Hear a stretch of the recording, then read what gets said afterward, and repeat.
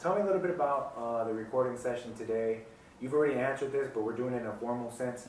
Tell me a little bit about the music you're making with Smoke, what your intentions are, and just the music in general, when you wrote it, what you were thinking about when you wrote it, what you want to convey with your music. Tell me a little bit about that. Going through hardship and enduring the hardship, but elevating, not going down and falling back into your ways that bring you down. Okay, tell me how you're doing that exactly with your music. With my music, well, my music is faith-based now, so Christian rap, but I call it Christian trap music because I'm trapping the good news. I used to sell, now I'm pushing the music out. And I just hope the Lord plant the seeds, use me as a vessel and just plant the seeds in people. I'm just trying to reach people, pray that it reaches them. That's really all I can do. You mentioned earlier, which I wanted to bring up, I've known you 2 or 3 years.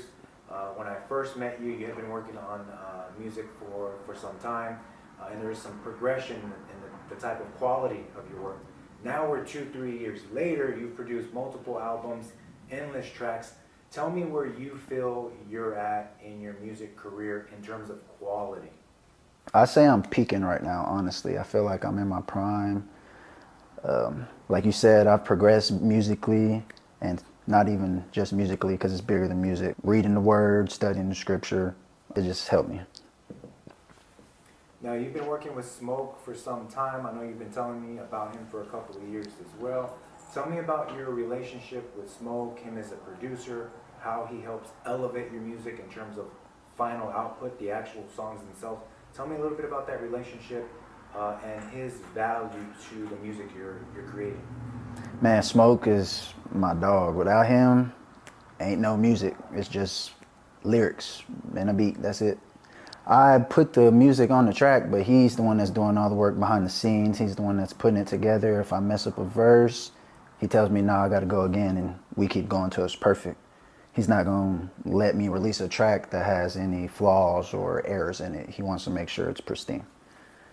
Now, you're doing a 7.5, 8-hour session today. That's a long session. It requires a lot of energy. Tell me how you keep, not only the energy up, but the creative energy throughout that whole 8-hour session so you can actually accomplish today what you intended to do. Just by having fun, staying loose, vibing with each other, feeding off each other's vibes. Honestly, that's really it. What's something that you want your fans to know in terms of where you're at currently with your music and what they should expect from you moving forward? My fans can expect the same sound, just a different message. Like I said, it's still trap beats. The substance is still the same. It's just changed into a positive form instead of negative. All they can expect is positivity. What's something you want to say either to the general public, your friends, family, co-workers, that I didn't ask? Is there a question that I didn't ask that you want the world to know about you as a person, as an artist, as a musician, whatever the case might be? Is there something that I didn't ask that you want the world to know? And if so, what would that be? What would your message be? I don't think you asked what's my purpose with my music. And I say my purpose with my music is just reaching the lost souls, reaching people who was lost like me, doing the things I was doing in the streets, and just tell them that you can always find your way back to the right place. You don't have to just stay in the spot you are, your hardships. You can always find a way out of your problems.